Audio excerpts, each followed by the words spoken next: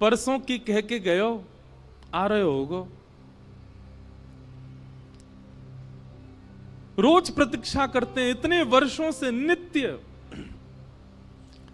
और शाम तक प्रतीक्षा करते करते जैसे ही रात हो जाती है तो रोते रोते जाते हैं और नंद भवन के बाहर जाकर के कहते हैं, अरे यशोदा, ओ मैया सुन, तेरो लाला आजो नहीं आयो।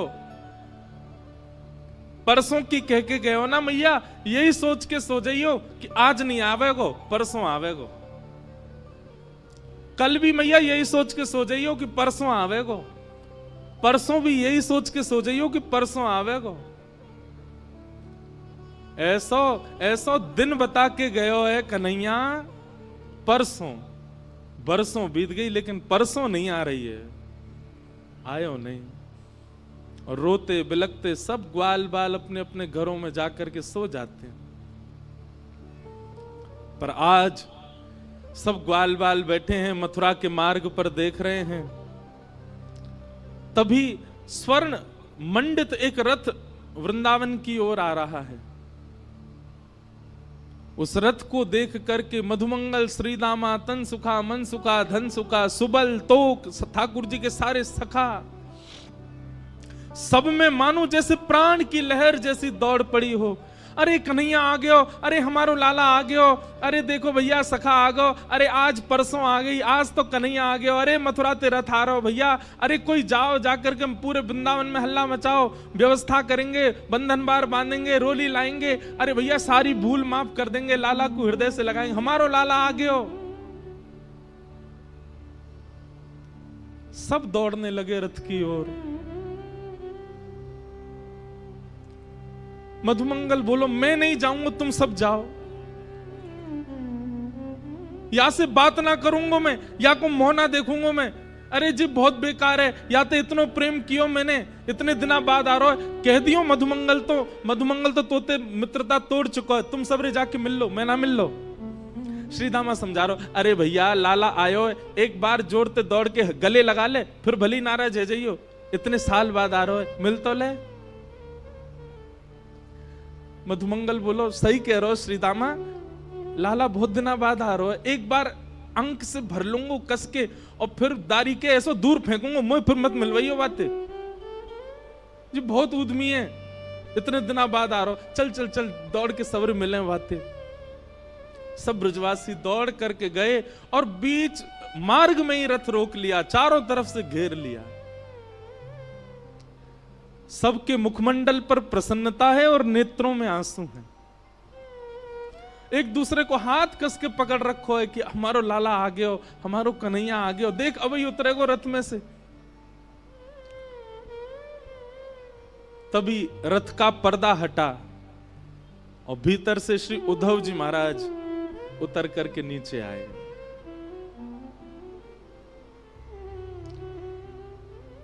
सखाओं ने उद्धव को देखा ही नहीं, वो सब अभी भी पीछे ही देख रहे हैं। जे तो कोई सेनापति है, लाला आयो गो, अरे भैया राजा बन गो मथुरा को, अब वाको नाम बहुत बड़ो है गो, मथुराधिपति वसुदेव नंदन देवकी नंदन, मुंह पे तो बोले ना है जन कहा नाम है गो वाको। उद्धव जी महाराज बोले, जय श्री कृष्ण। सब ग्वाल बाल बोले, भैया जय श्री कृष्ण, तू हट जा, परे को हट जा, लाला आ रहा हो, हमारो लाला उतरेगो रथ में ते। उद्धव जी महाराज कह रहे हैं, श्री कृष्ण नहीं आए हैं, मैं उनका अत्यंत घनिष्ठ सखा हूं, मेरा नाम उद्धव है, मैं यदुवंशियों का सेनापति हूं। श्री कृष्ण नहीं आए हैं, आप सबकी खबर लेने के लिए, सुध लेने के लिए उन्होंने मुझको ही भेजा है। उद्धव के ये वचन उन सब सखाओं के कानों में जैसे मानो बाण की तरह लग रहे हों। मधुमंगल तो वहीं बेसुध होके गिर गया और जोर से हंसने लगा, और हंसते हुए बोलो, देखो भैया श्रीदामा, ओ भैया तन सुखा मन सुखाओ, देख रहे हो, परसों की कह के गयो, बरसों तक आयो नहीं है, और बरसों बाद भी याद आई है तो स्वयं नहीं आए और अपनो सखा भेजो, हमारी सुध लेवे, ये देखवे भेजो हम मर गए कि जी रहे हैं।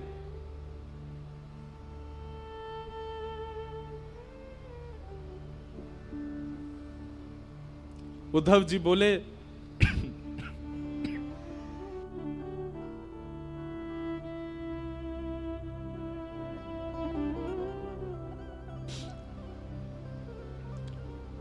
श्री कृष्ण आप सबको बहुत याद करते हैं। बोले मत बोले भैया, तू मत बोले, तेरे हाथ जोड़े, तू काय को आयो ये बता दे हमें, तेरा काम पूरा करा दे, अब आगे मत बता, वाह को नाम मत ले हमारे सामने। अब उद्धव जी महाराज बोले मुझे यशोदा मैया से मिलना है, मुझे नंद बाबा से मिलना है, आप में से कोई मुझे मार्ग बताएगा, नंद भवन कहां है, मैं चला जाऊं वहां पर।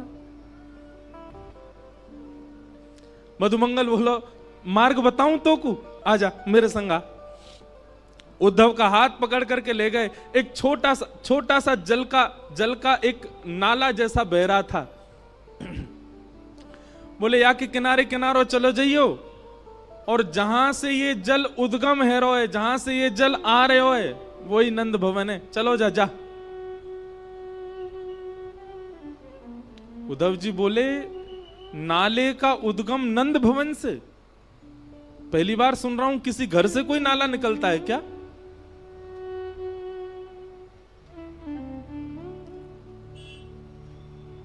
मधुमंगल श्रीदामा बोले ये नाले में कोई नाली को पानी नहीं है, कोई गंदो पानी नहीं है। तेरे सखा मथुराधिपति नए नए जो बने हैं श्री कृष्ण, उनके विरह में, उनकी याद में लाखों ब्रजवासी, लाखों ब्रजनारी नंद बाबा यशोदा नंद भवन को घेर करके बैठे रहते हैं, और प्रत्येक दिन पिछले 5 वर्षों से नीर बहा रहे हैं। उन्हीं के नेत्रों के अश्रु ही ये धार बन करके बह रहे हैं।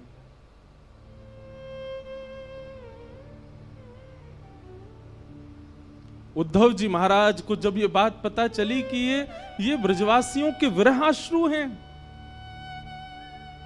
स्तब्ध हो गए।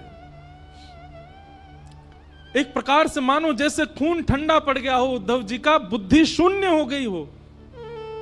ये कैसे हो सकता है? इतना संभव कैसे हो सकता है? उद्धव जी महाराज अब अपने ज्ञान के अभिमान को धीरे धीरे नष्ट कर रहे हैं, धीरे धीरे नष्ट। ज्यों ज्यों वृंदावन में कदम बढ़ा रहे हैं, त्यों त्यों उद्धव जी शून्य होते जा रहे हैं। वृक्षों में देखते हैं तो वृक्षों पर बैठे हुए पक्षियों के भी नेत्रों में अश्रुबिंद दिखते हैं। क्यों? वो पक्षी भी उसी रथ की ओर देख रहे थे कि श्री कृष्ण आए होंगे। वृंदावन में प्रवेश किया तो गाय चारा नहीं चर रही है, पतरी हो गई है, एक एक हड्डी दिखाई दे रही है। मधुमंगल श्रीदामा बताते चल रहे, देख ये कन्हैया को देख के बेचारी भोजन करे, इतने दिन है गए भोजन ही ना करे, पतरी है गई है। सबकी स्थिति बताते हुए चल रहे हैं। उद्धव को इतना एहसास तो हो गया कि वृंदावन से श्री कृष्ण नहीं गए हैं, वृंदावन से सबका प्राण चला गया है मथुरा।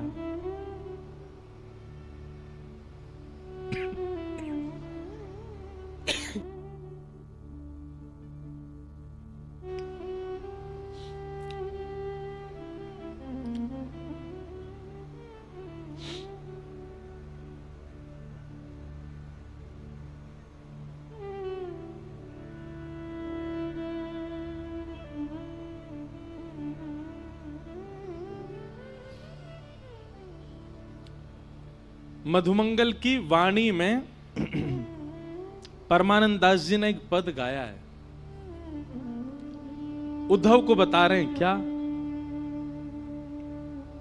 ब्रज के बिहरी लोग बेचारे, ब्रज के बिहरी लोग बेचारे, बिन गोपाल ठगे से ठाड़े, अति दुर्बल तनहारे, ब्रज के बिहारी लोग विचारे। शब्द सुनिए, बिन गोपाल ठगे से ठाड़े। जैसे कोई ठग करके भाग जाए तो जो ठगा गया है उसकी स्थिति जैसी हो जाती, ऐसे हो गए ब्रजवासी। बिन गोपाल ठगे से ठाड़े, अति दुर्बल तनहारे, ब्रज के बिरही लोग बिचारे। मात जसोदा पंथ निहारे, निरख साज सकारे। माता यशोदा पूरे दिन चिंतन करती रहती हैं कि कन्हैया आवेगो। उद्धव जी महाराज नंद भवन जब पहुंचे तो मधुमंगल ने जाके हल्ला किया, अरे मैया यशोदा, नंद बाबा देखो कौन आयो है, अरे जल्दी निकस के आओ, देखो कोई ऊधो ऊधो आयो है, देख ले एक बार कोई आयो मथुरा ते। यशोदा मैया अपने कक्ष से निकल करके आई और आकर के मधुमंगल पर चिल्लाने लगी, मधुमंगल तू कब सुधरेगो, इतनी जोर ते काय को हल्ला कर रहा है, इतनी जोर ते काय को चिल्ला रहा हो, तो पतो ना है अभी अभी राजभोग अनोसर भयो, राजभोग पाके कन्हैया सोवे चलो गयो है, अपने कक्ष में सो रहा है और तू जाके यहाँ पे हल्ला मचा रहा है, उठ जाएगो कन्हैया।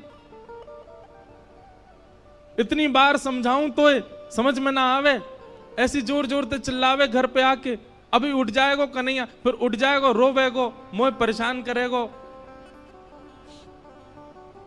मधुमंगल बोले, उद्धव सुन रहे हो, 5 वर्ष हो गए कन्हैया को गए, मैया को अभी भी लगता है कन्हैया यही है। मधुमंगल बोले, मैया कहां पे कन्हैया, वो पल्ले कमरा में सो रहा है, पलना में लेटो हुए है, मुझे ले चलियो ने के पास ले चल, दूर ते दिखा दे, उठाऊंगा ना मैया। यशोदा मैया बोली, हल्ला मत करियो, चल मैं ले चल रही हूं। और यशोदा मैया धीमे धीमे खंभ पकड़ के चलती है, आंखों से अब दिखता नहीं है, नेत्रों की ज्योति कमजोर हो गई है। यशोदा मैया लेकर के गई और जैसे ही कक्ष में पहुंची हैं, कक्ष खोलकर के भीतर प्रवेश करते ही यशोदा मैया धड़ाम से गिर पड़ी और रुदन करते हुए बोली, अरे मधुमंगल, मैं तो भूल ही गई, कन्हैया तो चलो गो कब को, कन्हैया तो मथुरा में बस गए हो, कन्हैया तो देवकी को लाला है गए हो। मधुमंगल जाकर के यशोदा मैया को हृदय से लगावे, बोले मैया तू चिंता मत कर, आ जाएगो लाला, परसों की कह के गए हो ना, तू बस रोज परसों को चिंतन करे कर, अभी तो आज है, कल और है, परसों आवेगो, तू चिंता मत कर।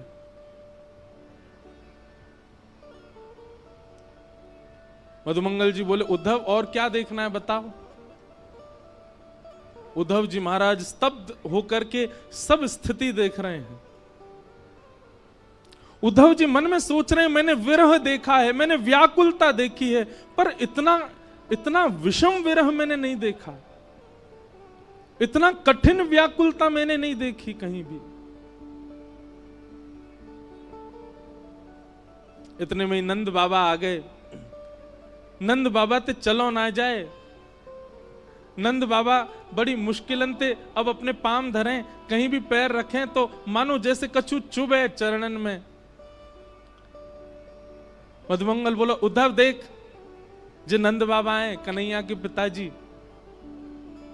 और इनकी चाल देख करके तू यूं मत सोचियो कि जे चलना है पारे पावन में कोई दिक्कत है, ऐसी बात ना है। तो बोले, जाद नाते कन्हैया ब्रज छोड़ के गयो, इनने पादुका नहीं पहनी चरणन में,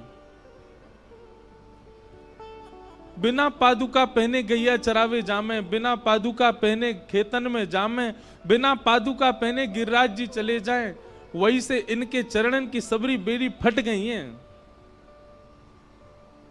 संकल्प ले रखो है, जादना कन्हैया आवेगो वही दिना पादुका पहनूंगो।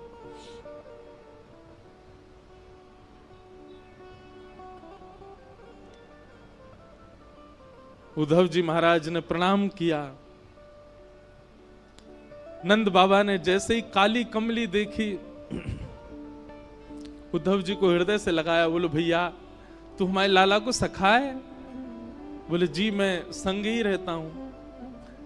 काली कमली बोले मुंह को दे दे, मैंने क्या को या की सुगंधी ले लूं, बहुत दिन है गए कन्हैया चलोगो, तब से मेरे वस्त्रन में तो सुगंधी आनी बंद है गई है, वो पहन के रात में सोयो कर तो वही से सुगंधी आयो करती, तू दे दे ने। उद्धव ने अपनी काली कमली उतार के दी और नंद बाबा अपने हृदय से लगा करके और मधुमंगल से बोले, अरे मधुमंगल बहुत दिन आगे सोयो ना हूं भैया, ऐसा लग रहा हो कन्हैया गोद में आ गयो, अब मैं तो निद्रा कर रहा हूं, तू उद्धव को कछु पवाए दियो हैं। और नंद बाबा गहरी निद्रा में चले गए, काली कमली को अंक से लगा करके। उद्धव ये समस्त दृश्य देख करके शून्यता में जा रहे हैं।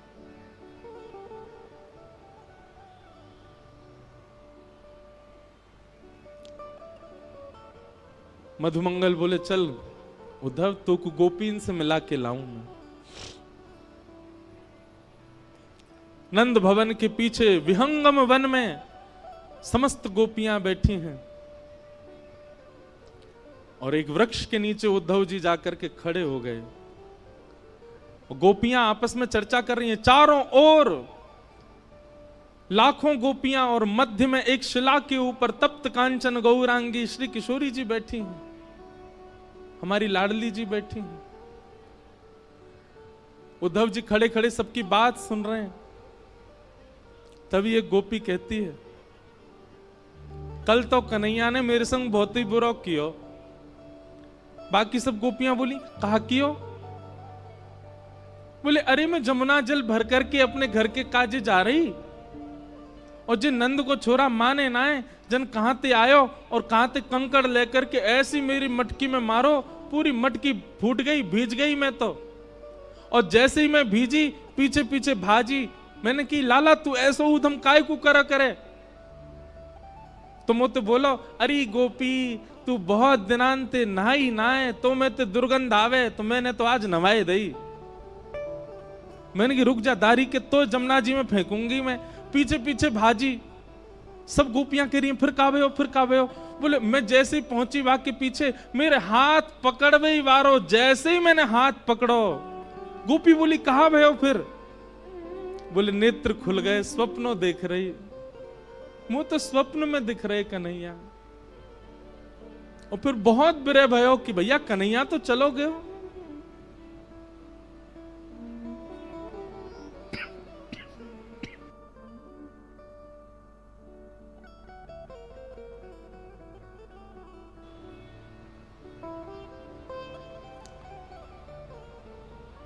कोई गोपी कोई भाव कहती है, कोई गोपी कोई भाव कहती है। मध्य में बैठी हुई किशोरी जी सबके भाव सुन रही हैं, अपलक नेत्रों से केवल नीचे की ओर देख रही हैं, पलक भी नहीं झपक रही हैं। तभी एक गोपी ने जाकर के किशोरी जी के चरणन को स्पर्श किया, हे श्यामा जी कछु भाव आप भी बताओ ना, आपको कृष्ण के अनुभव कैसे हो? मैं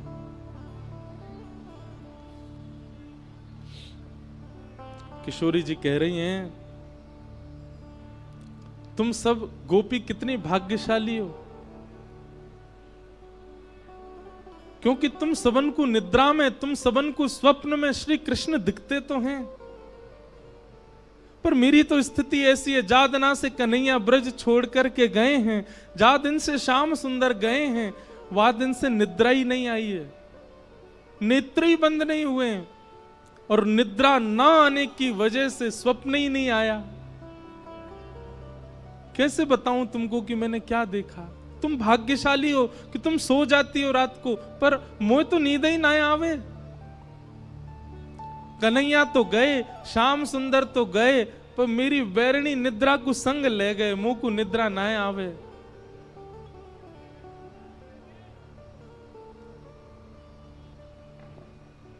सब सखियां बैठ करके चर्चा कर रही हैं, रुदन कर रही हैं।